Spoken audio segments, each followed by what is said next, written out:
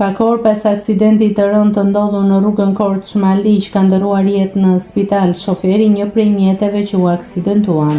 Viktima është Krenar Çekiçi, 45 vjeç, i cili nuk mundi të mbijetonte dot plagëve. I ndjeri është punonjës i policisë së burgut të Drenovës. Me gjithë ndihmën e dhënë nga bluzat e bardha të spitalit të Korçës, ai nuk mundi të mbijetonte dot. Nëse klikoni mbi butonin subscribe, do t'ju shfaqen të gjitha publikimet tona. Ju ftoj t'i bëni subscribe kanalit, të pëlqeni videot dhe të lini komentin tuaj.